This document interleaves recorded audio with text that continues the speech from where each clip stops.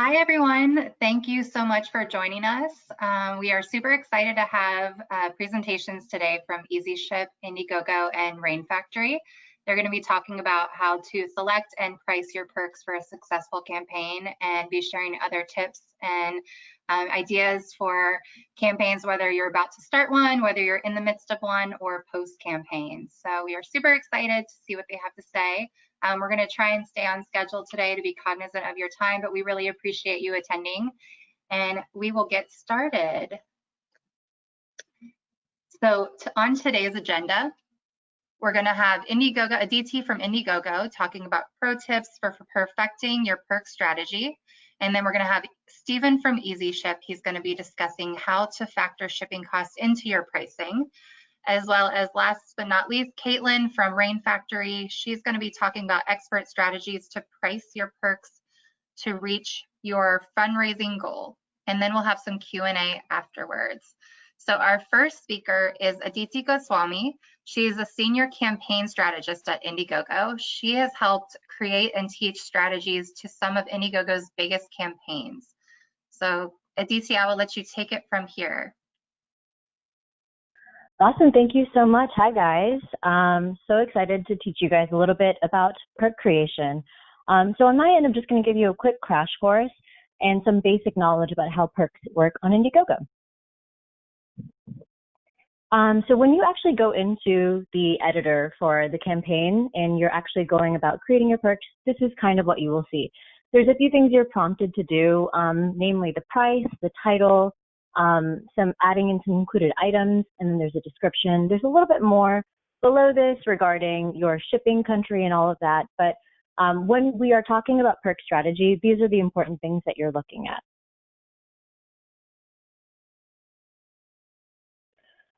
So I mentioned in the last slide perk items and options. And so this is actually a feature specific to Indiegogo that I wanted to go a little bit deeper into today. A perk item or option basically just allows you to get a little bit deeper with your perk selection. So back in the early days of crowdfunding, you could really only have something like, let's say, if you're selling a t-shirt or if you're selling a drone, you could only sell it for that amount. You couldn't give anyone the option to select a color or any different variation of the basic. So now we've allowed for that within the perk itself. So as you can kind of see here, we've broken it down into two different sections. You have perk items and then also the options on the right side. A perk item breaks it down so that within a perk, sometimes you'll have combinations. So in this case, we have an example of t-shirt and hoodie combo. And so the items that are included are a t-shirt and also a branded hoodie. And on the right side, you've got the example of the options. So within the t-shirt, even when someone clicks that, they can see they're going to select a different color, select a different size, or a men's or women's shirt. You can decide all of this when you're creating your perks. You can get really, really granular as you're actually trying to get an understanding what people are actually buying. So another concept we have on Indiegogo is the secret perk. A secret perk is basically just a perk that isn't visible to the public. These are really, really useful when you're actually trying to reward your early audience, people who have signed up for emails, and to get notifications when you guys go live before anyone else does. So in this case, you see on the right side the example of the early adopter edition. A secret perk is only able to be accessed if you have the URL that leads directly to that secret perk. So it is exactly what it sounds like, a secret perk, and it's not visible otherwise. Like I said, it's a really good way to reward people for getting in on it early, or if you want to use it as a way to maybe provide a deal that's no longer visible on the page. This is a great way to kind of go about doing that. So how should you use these in your campaign? Like I said, the best way to do it is to provide this as a early incentive to buy. So this is something that's visible on the page, only if you have this link. And so the language that you would use around this is to kind of frame it as like a, you're in on this secret deal early. We want to reward you guys for being a part of this, things that would just entice them to back early on rather than waiting a little while to actually support you, maybe a week or two later when you've already lost your momentum.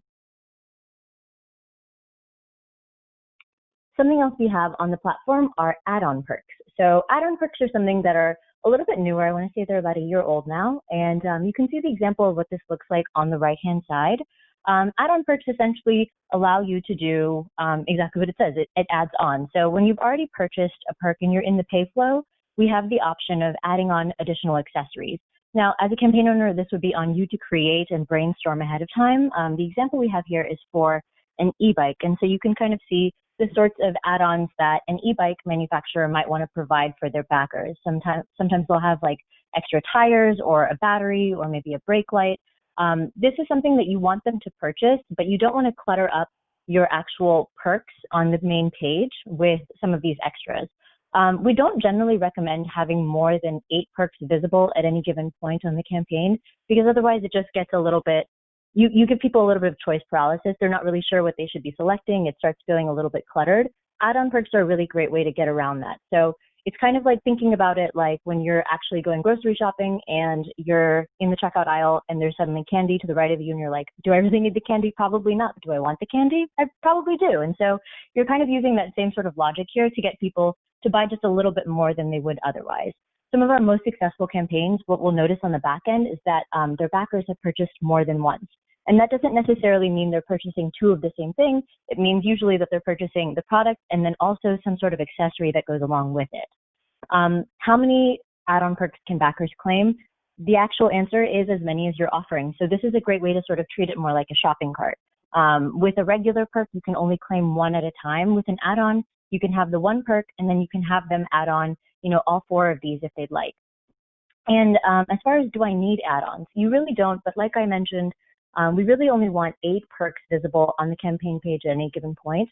Otherwise, it does get a little bit messy. So if you have anything that you can encourage people to buy upgrades of or things that they don't necessarily need but would probably like to have a little bit later down the line, add-ons are a really good way to make sure that happens. So what happens when a perk is claimed? On the technical side, this is just a little bit of background about perks. When a perk has been claimed, you can't actually change very much about it. And what you can't change are the price and the content of the perk itself. So if you say that a perk is $50 and you're realizing by day 3 or day 4, well, we're finding that the $50 price point is actually a little bit lower and people are willing to pay $55 for it, you won't be able to add $5 onto that perk. The best way to do that is to actually just hide the perk entirely and create a new perk for the price point that you'd actually like to offer it at. The same goes for content. If you find that you've misspelled something or that you forgot to include a sentence, you'll need to hide that perk entirely after it's been claimed and create a brand new one. The things that you can change, on the other hand, are the delivery date and the quantity. So the delivery date, when you do change it, what happens is the original one is striked out and the new one will appear below it. And so that way people can see that maybe your timeline has changed, maybe you've decided to push it out a little bit, maybe you've already delivered the first round and you're in your second round of delivery, and so the dates change. So you can kind of keep that up to date. And the quantity as well. So the reason we have allowed campaigners the ability to change the quantity available is because we often find that people are enticed to buy when it feels like the product is about to run out. So let's say you have 100 of the perk that can be claimed. If you initially state that there's only 50 available, as you're getting closer to that 50, you can top off and add an extra 15 or 20 depending on how you're pacing. And it'll constantly feel like it's just about to run out, so that people will feel more like they need to actually purchase before they're not able to claim it at that price point anymore. You can't lower the quantity, but you can add on for as long as you'd like.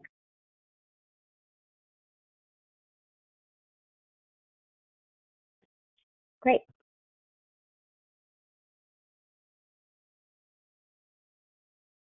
All right, cool. Can you guys hear me? Just doing a quick mic check. Can hear you just fine. All right. Perfect. Cool. So hey. Thanks, Stephen. Sorry. Yeah. So hey. Go ahead. I can just... So hey everyone, super excited to be here. A big thank you to Indiegogo and the Rainfactory team. They've been really awesome partners of ours, and we've worked on some really great campaigns together. So my name is Stephen, and I currently head our crowdfunding team. And Easyship, from a kind of a 10,000 foot view, we're a shipping technology company that combines technology, solutions, and fulfillment to help campaigns figure out how to ship their awesome products to their backers, from navigating trade wars to optimizing their shipping lanes. We have solutions out of the US, Hong Kong, Australia, Singapore, Canada, and EU, and of course with Brexit out of the UK as well. Cool. So crowdfunding is going global. So if you are not tapping into the international markets, you are missing out on a great deal of backers. So I'm not the only person that feels this way, but the world is getting smaller. And to highlight, 2019 top crowdfunding countries, here are the top 10. And to a lot of people's surprise, whenever we show this map, Canada isn't like the #2 market, which a lot of people assume it would be. It's not as big of as a market as compared to Germany or the UK, and also Singapore is also a very big player for backing campaigns, despite being such a small country. So there's a lot of opportunities out there globally for your campaigns. Good rule of thumb is 15% to 20% of the funds raised is generally how much you are going to spend on shipping. So, for example, if you raise a $100,000 campaign, you're looking at a $20,000 shipping budget to ship your products. It's best to have a shipping plan at least 6 weeks before launch to prevent any surprises. And I can't say this enough, but improper planning can really bankrupt a campaign, right? I think everyone on this call has, experienced that with working with a campaign. Campaigns that ignore shipping until the very end can find themselves in a position where, shipping can hurt their campaign financially, or in that kind of awkward spot of reaching back out to your backers to have to ask for, more money from a shipping perspective. Indiegogo says something that I absolutely love and I absolutely use, the importance, and that's the importance on delivering on your promises. It positions yourself for repeat successes, whether it's long-term e-commerce or on your next crowdfunding campaign on Indiegogo. And shipping costs are definitely a part of that journey. And on top of that, we want to also provide some visibility on marketing, production, and prototyping, and this can really help estimate budgets based on the size of the campaign or the funds raised for a campaign. Shipping, from an Easyship perspective, we always believe that shipping should be looked at holistically. So many people think, oh, it's just that final mile, that final delivery cost. No, it's you take into account, if you're freighting, if you're manufacturing outside of the United States, you're going to have to move that inventory into the United States, or even if your factory is not even near your hometown, you're going to have to transport that. So that's a cost that you should account for. If you're looking at warehousing, import duties, transportation from the port to the warehouse, all these things factor into shipping. So the most important thing is to make sure that you do your research, because these costs can add up. The main three ones that we have here from a global fulfillment standpoint, if you're a campaign that's looking for warehousing, there are labor costs, there's receiving costs, there's costs for packaging. So just make sure that when working with a warehouse, you're transparent, or your partner is transparent with you about those costs. If you are planning to have international fulfillment with more than one location, these costs can add up across multiple different regions. With courier rates, shipping is really all about complexity, and costs can come in when your products get more complex. And these variables include delivery time. The faster you want it, the more expensive. If you want certain tracking quality, there's a cost behind that. If there's batteries or liquids, so not all shipping solutions can handle items with batteries or liquids. So, really do that research if your item does have a battery or has liquids part of that that product. And of course, package size and weight. The heavier or the bigger the item, the more it's going to cost, as it's going to, cost more for the courier to fit it on a plane or in a truck. And then of course, taxes and duties. Each country has a different duty rate and taxes that can impact the customer experience or costs. So make sure that, of course, do the research or work with a partner that can help provide visibility to those to the import duties and VAT for your product. So campaigns, the nice thing about campaigns, and that's something that we always tell campaigns to do, is to utilize that volume that you guys have, right? You're not shipping 1 or 2 packages at a time. You're shipping a few hundred, tens of thousands, and it allows campaigns to be creative with the solutions. So one of the creative solutions here is direct injection. It's a great option here because it utilizes or optimizes shipping costs by essentially building your own courier to ship to a specific region. Also, something else is to look for a partner that has more than 2 to 3 couriers. The best way to avoid overspending is to get access to multiple providers, or a partner that allows you to have multiple providers from a shipping perspective. And the idea is very simple. I mean, FedEx might be a really great solution to ship to Australia, but it might not be the best solution to ship to Canada or South Africa or Brazil. Okay. So if you're manufacturing in China or in Asia, then direct injection is a solution that can really help benefit a campaign. So essentially what we do from an Easyship perspective is that we will pick up your items at factory, or if it's FOB, we can arrange it to be dropped off at our facility partner. This is where we pre-pick your packages individually, and so you optimize on labor costs. As everyone knows, labor costs in Asia is much more aggressive than it is in the US. We'll bulk ship it to various different countries where our broker will clear it, and then it gets handed off to a local courier to be delivered to your customer. Best of all, at least from an Easyship perspective, we'll link it into one single tracking number.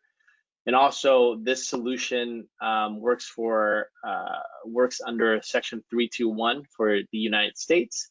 And basically, what Section 321 states is that if shipments are going direct to customer via air, and the value of that shipment is under $800, then you are voided of any taxes, duties, and any of the Trump tariffs that are currently on right now.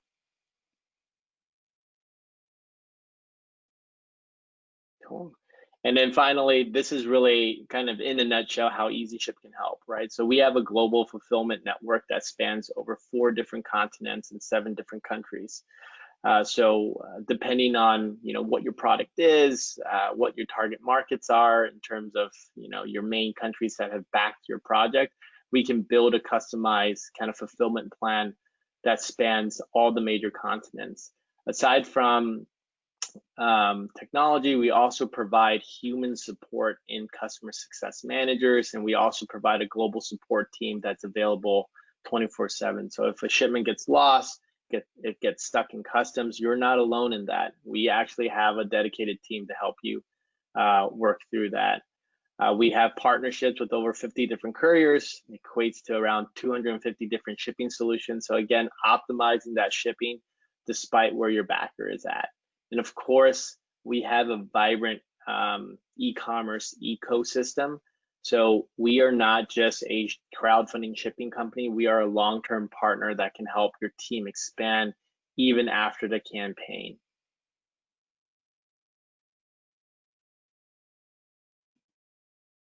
Great. Thank you so much, Stephen. Very helpful. We know obviously shipping can be very complex, so thank you so much for breaking that down. And sorry about the technical difficulties earlier, but I want everyone to know Stephen is just a quick intro on him. He's the head of crowdfunding over at Easyship, and he's been an expert in the logistics space and has helped hundreds of campaigns ship their products all over the world. So I know as you get into international shipping, that's where things can really get very complicated. He's helped campaigns navigate cross-border trade and avoid tariffs, as well as provided solutions to EU, Australia, and Canada, which is very important when you've got the backers all over the world. So next speaker I want to introduce is Caitlin. She is the co-founder and COO of Rainfactory, which is a full-service digital agency that operates as a marketing department for growing brands. They've been specializing in crowdfunding since 2014. And her and her team have launched hundreds of campaigns on Indiegogo, 29 of which have hit over $1 million. Some of those you might recognize are Juiced Bikes, Park and Diamond, ClickChair, and Link. Many, many more. So Caitlin, I will let you take it from here. Thank you so much. And hi everybody. I hope you enjoyed the first two panelists. I'm going to be building off of a lot of the advice and guidance that they've been creating, and giving you a little bit of insight into how Rainfactory, as a digital marketing agency, come in and help consult with our clients and help put forward their pricing strategy when they're considering a crowdfunding campaign, and manage it in flight while that crowdfunding campaign is live. So a quick 2 slides just to kind of give you a visual on who I am. So Rainfactory, we've worked on some of Indiegogo's biggest campaigns. So the next slide is kind of the last 2 years of our campaign work. I don't know if Jess, do you have a minute to just click to that next slide? Yeah, so we've worked on some of Indiegogo's biggest campaigns. So this is just showing you actually the last 3 years, some of our campaigns that we've worked on. And then the next slide shows you a little bit about the types of products that we work on. So we do specialize in hardware, gadgets, robots, smart home, smart tech, but also low tech things such as booster seats and foldable chairs. So we really do run the gamut, but we focus strictly on direct to consumer and widget focused products. So into the strategy, whenever we start, which is just on the next slide, we start looking at the competition. This should be, entrepreneurship 101. You really do need to go and have just a blank slate, see what's out there. But a lot of people, including one of the attendees today, asked about, well, what if this is just such a revolutionary product? I have no competition. And while I absolutely love you, and I think that's wonderful, there is, because no matter what you're inventing, somebody's doing something to fulfill that need so far. And if they're not doing anything to fulfill that need, then you need to rethink your product, because apparently people don't need it, right? So on the left is an innovative product that was completely disrupting the audio market. So this is one of our former clients, Crazy Baby Air. They made wireless earbuds at the time that Apple was announcing a delay in the shipment of their AirPods. So the market was hot, and they had the specs to stack up to it. So what we looked at was, we looked at some of the top headphones in the category, including some that had recently completed Indiegogo campaigns. And then we sort of made sure that we knew what their pricing was and how our specs stacked up against that. So that's one way that you can examine just the existing market. Another is category defining products. So this is another one of our clients, the XGimme H1 projector. And as far as projectors go, if you wanted to just put it in that category of a projector, it is too expensive. But the thing is that it has everything. It's got a stereo system, an amp, 4K TV, operating system. It operates on Android. And so what we did was, okay, let's try to anchor the consumer's mind into what they're doing to fulfill the solution already. And then we'll kind of introduce this as the lower cost alternative that brings you all that value. So those are 2 sort of research methods that we look to in the market. So the next step is to know your costs and your margins. Here's an example exercise that we go through with our clients in setting up some kind of a a cost margin calculation. As a marketing firm, we need to know what kind of a budget that we're working for to scale our advertising spend. And so that really goes down to everything that you've learned today, like especially Stephen's presentation on understanding your shipping costs, understanding, you know, what you expect to pay per unit, in addition to all of your fixed costs. So fixed costs are things that you just pay upfront. They're the setup, you know, they're the tooling, they're whatever you want to consider as just the setup for your campaign. Then you have variable fees. Those scale up and down depending on the volume of units that you're selling. We also set variable budgeting for marketing. Aditi pointed this out in her slide, and actually Stephen did too. Most companies set aside 10 to 15%. The industry average is around 12 to 13% for some of the top tier campaigns that we work on. And we want to make sure that we're being really mindful of what kind of a budget that we're setting so that we maximize performance over, you know, just having a campaign that doesn't really make anyone money. And then so I wrote here too, successful campaigns know whether their goal is to break even or make a profit, right? So you have to know internally, is this something that I want to just pay for itself marketing wise? Or do I want this to be something that is profit positive? Or how much profit do I need, right? So you're having these strategy discussions because this is the foundation for your pricing strategy. So I gave you the top down, which is competitive, and then I worked through bottom up. So now let's find somewhere in the middle. And this is where step 3, testing, comes in. So if you go to the next one, so we aggressively test all of our pricing. There's just so many ways out there to do it.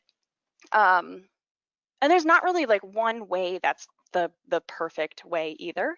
So there's a couple ways that you can ask. One is stated preference, which is X dollars is okay with me, right? In a survey or in a follow-up, or just kind of seeing it, engaging with it.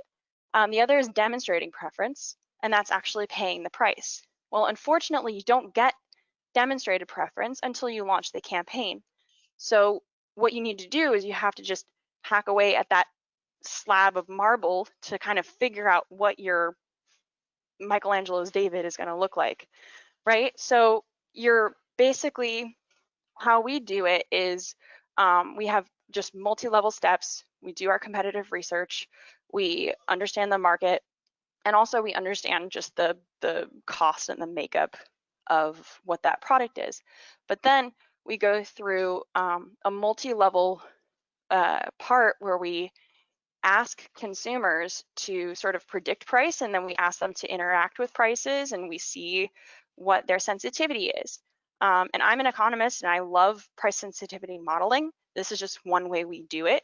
And in our demo example with this chart, you can kind of see some intersections between some of the lines where people are perceiving this price is too expensive, but also you don't want to price it too low because that is a signal of low quality.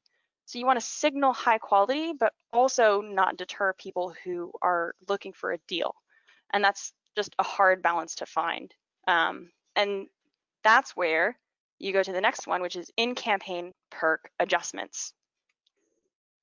So Aditi went over a lot of this, you know, what you can adjust in your campaign, what you can't adjust. So you can adjust the quantity available. And something that you can also adjust are the perks. There's a perk hide feature and a perk show feature for Indiegogo. And that is something that you want to heavily leverage to display prices based on slowly tiering them up. So on the left, I detailed out just some sample tiers and prices so that you guys can kind of get familiar with how you plan for this beforehand. But do know that not all 4 of these are visible at a single point in time. You introduce a lot of confusion. A lot of people make the mistake of showing the next tier while the current tier is available. And what happens is that people think, well, what's the difference? I see the same name, I see the same description, but the price is different. So what's different? And that level of confusion deters backers. I mean, that second hesitation deters backers. So you want to leverage that feature. You also want to leverage the secret perk feature. Economists call this price discrimination, but you can call it giving a discount. You know, when you aren't really sure if a certain price is working, you think you might want to go lower, consider introducing a secret perk and testing it on some sample audiences to see if that is something that is more tolerable, or if people are students and they're just working with a lower budget, right? Introduce a different perk that's just for them. So there's a lot of ways to do this. And then in the lower left-hand corner, I detailed a note on multiples. A lot of people have 2 packs, 3 packs, 6 packs, all of these things. Make sure that the higher the pack is, the lower the discount is. And whatever tier is available, for example, you know, the $69 super early bird, make sure that you tier that up, but then,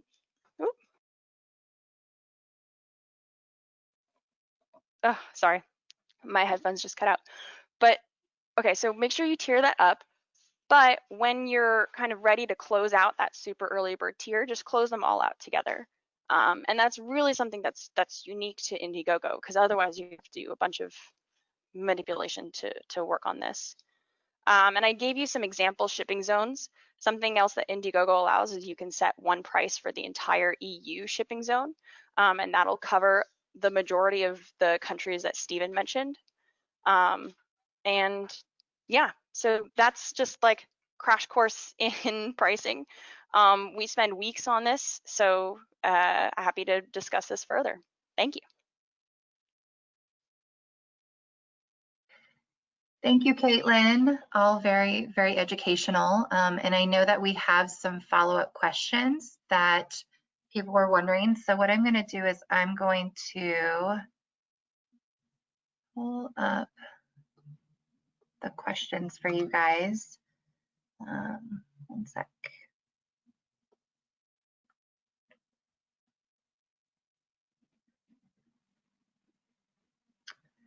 All right. So if you, let's see. So I'm just going to go through some of the questions that everyone had. Looks like the first one is, can you guys hear me okay? Yeah, I can hear you just fine. Okay, and I don't perfect. know, are we turning our videos on, or are we keeping them on? I think you should keep them on, I believe. All right. Yeah, that works. That Okay, sounds perfect. great. Cool. So the first one of the questions that was submitted, it says, what would be a realistic dollar amount of a reward for backers to participate? I know that you guys kind of touched on this. For example, would it make sense to have 3 different rewards at price points of as high as 1,000, 500, and 300, or what would you recommend about that? Aditi, I'll let you start on this one. Yeah, thank you. So I think the way of thinking about this, it really does depend on what your product is. So if you are, let's use the example of hardware, since we've kind of touched on that a lot today. You would want to price it at what you're actually planning on offering the discount for. A really common price point we see is around $99. It's kind of at that sweet spot where it's a little bit of money, but it still is, it falls under the impulse purchase number. If that actually makes sense for your margins, around 99 is great. But what's important is, like Caitlin said, doing the research and seeing what are people actually offering this sort of product for, and pricing it that way versus pricing it in terms of, you know, $100 tier, $500 tier, and $1,000 tier. Now, if you're doing events and if you're focusing less on an actual physical product, that's a different answer. And that would really also depend on like what sort of value you're offering at each tier. Perfect. And then Caitlin, do you have any additional comments? Yeah, I would just quickly add that just a quick note too on pricing and numbers. The examples that were given were whole numbers, but we found that prices ending in 5 or 9 are more effective. But like Aditi said, it's very category specific, and fewer is better. Perfect. Great. Okay, so how did COVID change the crowdfunding landscape? So Stephen, do you want to just discuss how it's changed the world of logistics and shipping since COVID hit? Yeah, so shipping, unfortunately, currently has been fluctuating a lot. So here's a fun fact. Packages that are usually shipped internationally or even, coast to coast, they'll be shipped on unused space on passenger airlines. So actually, I would argue that if you were to receive a package right now from New York City, and you lived in Los Angeles, they'll would put it on like usually a passenger airline for it to be delivered. Because of COVID, the decrease in demand in flying, it's affected pricing, not only pricing, but also transit time and also specific solutions from being suspended. So my advice here is just it's really important that you are being transparent and are just constantly be up to date in terms of what solutions are affected by the COVID situation. Easyship currently has a kind of a blog that we kind of keep up to date. It's called easyship.com/COVID-19. So feel free to jump on there, but we basically will tell you guys what lanes are open and what lanes are shut down because of the COVID-19. Yeah, that's a good point, because I can imagine that lead times with Amazon Prime, everybody being used to things getting there so fast, it's probably a huge thing when customers think they're going to get something at a certain time and can't. So yeah, perfect. And then Caitlin, what about you? How has COVID affected your industry?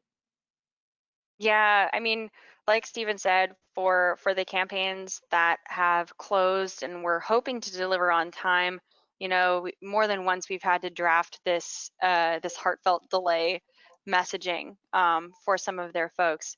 The silver lining is that COVID has put shipping and logistics and pipelines to the forefront. So more than ever, consumers actually understand that there is some way for their product to get to their house. So they're a little bit more understanding. On the marketing front, a lot of campaigns are self-selecting to or to not launch. I mean, we've noticed a different shift in just the categories that are surging on the platforms. And Aditi, I don't know if you have the latest numbers, but I think Indiegogo has put out some of the top categories that are surging recently. Yeah, funnily enough, we've had some of our most successful campaigns launch post quarantine starting. I'm thinking in particular of the Baby Maker campaign, which I think raised $12 million, like a couple weeks after we were all starting to be stuck inside the home. And that is actually an e-bike. And so I think e-bikes are something that we've seen take off. We've seen, mask-related products, hygiene-related products for obvious reasons take off as well. So it's definitely worth thinking about, is this a product that people want right now? And if so, is something else available that they can purchase right now? What does our shipping timeline look like? What sort of backers will I have on my hands in 5 months when I finally do deliver? So, but yeah, I would say that crowdfunding really hasn't slowed down. It's just like Caitlin said, shifted in terms of category. Okay, perfect. Thanks, guys. All right. What do backers want? How can you hit the hot buttons for backers? Aditi, do you want to touch on this one first? Yeah. What do backers want? I mean, at risk of sounding obvious, but backers want the product, and they really want whatever it is that you're selling. And so, I actually, one of my example slides showed a t-shirt, and it's funny that it showed that. Mostly it's just an example. I wouldn't sell t-shirts if I were you, unless you're actually selling t-shirts. They're here on your page for whatever it is that you're actually selling, and it's not worth it to distract them with these odds and ends that they might not actually want and will likely just clutter up their space. So yeah, backers want your product. Perfect. Well said. Stephen, how do you think that you can help out on the shipping side? What is the most important thing that you would say for the backers? Yeah, I think it's gonna echo what Aditi just mentioned. Backers want their products because they've been part of this journey. And I think for shipping perspective, it's about transparency. So a lot of times we'll talk to a campaign and they're like, look, we just want the cheapest solution. And that solution might not have door-to-door tracking. It might take, weeks upon weeks to get there. And there are solutions that do that. And one of the big things that we always talk about is that, hey, door-to-door tracking is almost a must. It's almost a guarantee to have that, because if a package gets lost, you really just don't know, right? And so those are the things that I think backers really, really, really want from a shipping perspective, is that transparency in terms of where their package is at, right? They're waiting for so many months or weeks for that product, and to see that being shipped and to see where it's at, it's going to be so crucial. Perfect. Caitlin, what's your input on that? There we go. So I definitely agree. I don't really have much else to add on that point. I think Aditi covered Okay. it from my perspective. Yeah. Awesome. Okay. And then another question for Caitlin and Aditi. What are the very first steps in starting a successful campaign? So I guess if you've got any like must-dos for the very start of a campaign. Caitlin, do you have any tips on that part? Yeah, and I'm going to interpret this as maybe when you launch. I mean, it's hard to interpret this question because we start preparing for a campaign, 2+ months in advance. So those are the ones that are really successful. They actually plan ahead and they prepare it, right? You wouldn't plan a wedding without having any time beforehand. But the very first steps when you launch your campaign are to make sure that you pay very close attention to the quantity and the sell-through. Use that quantity feature to sort of see what perks are selling through faster, see if you need to add any additional quantity, or maybe take that time to close down a couple perk tiers that just aren't selling, or use the feature to select the top selling perk and move that to the top. There's a lot of stuff that you really need to pay attention to in the early hours, days of the campaign for it to be successful. We also say that you want to give an opportunity for your earliest backers who have been waiting a really long time to get the best price, because that's just fair and commonly accepted. So you do want to listen to a lot of the people that are contacting your support or leaving comments on the page and seeing if you're addressing a lot of their concerns. So it's a lot of listening, identifying, and tweaking in those early stages. Perfect. That was really useful. Aditi, do you have anything that you could fill in from what she just said? Not really. Great. Caitlin's brilliant. That was exactly it. Perfect.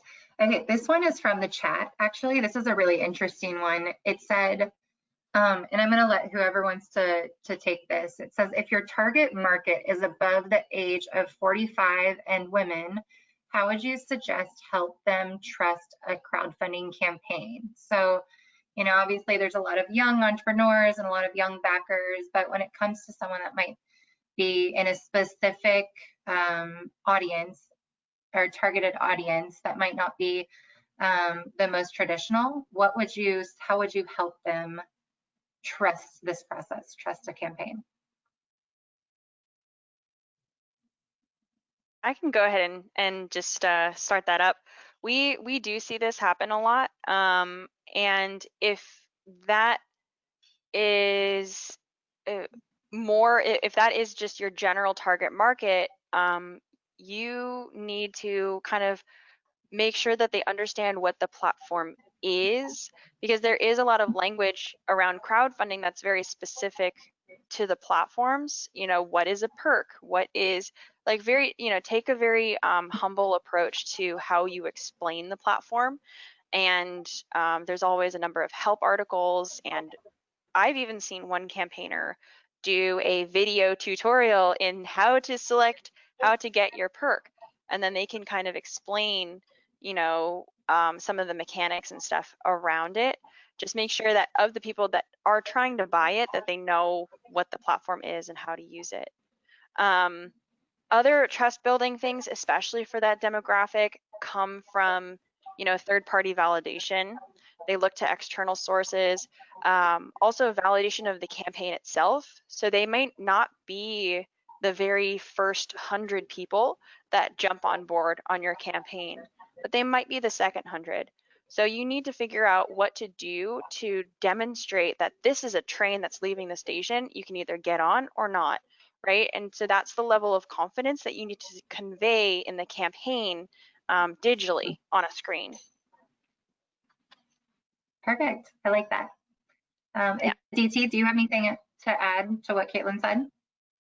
Yeah, that was great. I think something else to consider is when you're building out your page, you want to make sure that they are also reflected within that page and within the content that you're creating. So especially for products, people like seeing people rather than the object itself. And so if your entire page is just built out with visuals of the product, even if they're lifestyle shots, and you don't have any visuals of the actual audience that you're trying to target, and building out use cases that are really specific to them and their needs, they're not really going to make the connection that this is the product that's going to fit into their lifestyle. So just make sure that you've actually done your research on how this audience is going to use this product.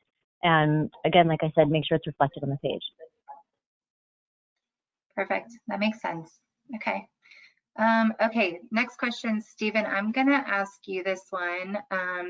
As far as biggest mistakes that people make in their campaigns, what would you say are some of the more common mistakes that you've seen where a campaign can go wrong? I can imagine it's probably pretty tempting to choose really cheap shipping solutions to attract, the backers, but what have you seen in your experience? Yeah, so outside of just picking like the dirt cheapest solution that might not have tracking, all of a sudden packages get lost and it just causes a nightmare for your customer support team. I think another thing is expecting or looking at solutions that fit your product type. So not every shipping solution, for example, can ship batteries, right? And just like how I mentioned that packages go on passenger airlines, just like how you can't check a bag with a battery, it's the same thing with shipping products throughout the world. It's really crucial for that. And the reason why is, I can put an example here. We've worked with a campaign where they were manufacturing out of China, and we mentioned that this is a solution that you need to use because it has a battery. They mentioned that, hey, look, we found this solution out of a warehouse in China that can ship it for this cost. We looked at the solution and we mentioned to them, like, you can't ship this. They can't support battery shipments. They used it anyways. And the moral of the story is customs scanned it, caught it, and they fined them over $50,000, right? So I think the big thing here is shipping can really add those costs because there's a lot of things that go to it outside of just shipping. It's custom agencies, there's brokerage, there's taxes and duties. So making sure that you do those research, and then for that will minimize your costs overall. Perfect. Someone in the chat asked Caitlin, how long does a Rainfactory engagement usually take? What's the lead time when someone engages you, and when should they? Yeah, that's a great question. So we need about 6 to 8 weeks to put together the campaign and do all of the pre-work needed to build up the buzz, build up the lead page, consult on pricing, and also work with any third parties such as video, PR, and customer support teams as needed. And then Perfect. we run the campaign for 30 to 60 days. You know, also to plug Indiegogo, they have an extend campaign feature, so you can choose how long to run your campaign midway through. And then even beyond, you know, similar to Easyship, we work with clients and help them transition off onto the in-demand platform, onto Shopify and Amazon and beyond. So it's really, you know, we're built to help companies grow. But if you're just talking crowdfunding, we need that 6 to 8 weeks to do our best work. Okay, great, thank you. And then another person wanted to know how they would go about pricing digital perks and putting value to them. Is that something that you guys would be able to answer? I don't know if Aditi wants to take this one, but I have a spiel I could give. Go for it, Caitlin. Okay, so my stance on digital perks is it's a completely different it's a different ball game, and I don't know if this attendee is actually having an app or something similar to this, but I do say that apps are generally not really recommended on the platform because for some reason people just don't understand that there is effort involved to make it, and they don't assign a value to that. It's similar to apps in the App Store, why you see freemium as such a big feature.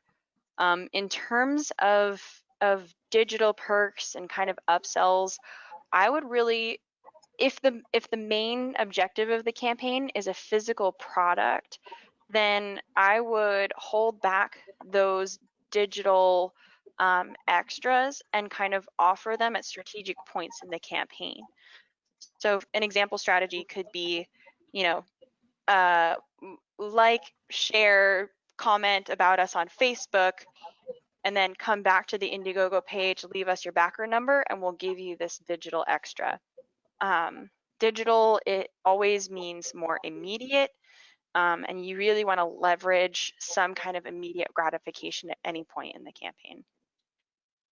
Hopefully that makes any sense. I hope I was broad enough for this this person. Sure, yeah. Let me see if we've got some other ones. What months are the best to launch to maximize the most sales and backers? Aditi, Caitlin, I can let you guys take this one. All right, was the question what time or what date? What months? Yeah, so what month? in generally, what time of year is the best to launch to maximize most of your sales and backers? Yeah, so I will say towards the end of the year, we see a real slowdown in crowdfunding. And so what I'm talking about is like around like Christmas, Thanksgiving. After Thanksgiving is when the slowdown really starts. And then it picks right back up in January. As long as you're not aiming right there, you're probably in the clear, but it also matters what sort of product you're trying to sell or what sort of campaign you're trying to run. So if you're running a campaign for some sort of like, you know, water sport kind of device or something that's like for the beach, then you're going to want to aim for the summer months or right before the summer months when people are really thinking about actually buying products like this, even though you probably won't deliver by the time summer is over. Usually that's still when they're in the buying mindset for something like that. So if you have a seasonal product, then I think it really matters. Otherwise, we don't really see a huge fluctuation throughout the year. But Caitlin, you might also have some thoughts here. I think that's exactly it. The real products that we see are just due to seasonality. And in terms of a slowdown towards the end of the year, that's also a byproduct of self-selection. I think entrepreneurs are a little scared of a couple of things, which are all true. One is the bigger players are going to be spending more money on digital advertising. That's going to be true in 2020 more than it's ever been any year before. So you might get outbid and outspent. The second is that the products available on crowdfunding may not be available by the holiday season. And so you might come up with a couple of strategies, leveraging digital content, leveraging printables to overcome this and actually succeed in this point where people are shying away from a launch. And another are major events such as CES. I think some people are obsessed with launching around CES, so they're actually holding off throughout the month of December because they think that they're going to get some extra media buzz. So if you are an opportunistic founder and you have a really strong following, there's no reason that you shouldn't be able to launch in that November, December timeframe, because for all of the reasons that other people are choosing not to launch, you may choose to launch and take advantage of the available, like, crowdfunding specific inventory. But even so, I think that's the lay of the digital landscape, and it just takes a lot of conversations to make that decision. Perfect. Great. I think that's really all the questions that I've seen come in.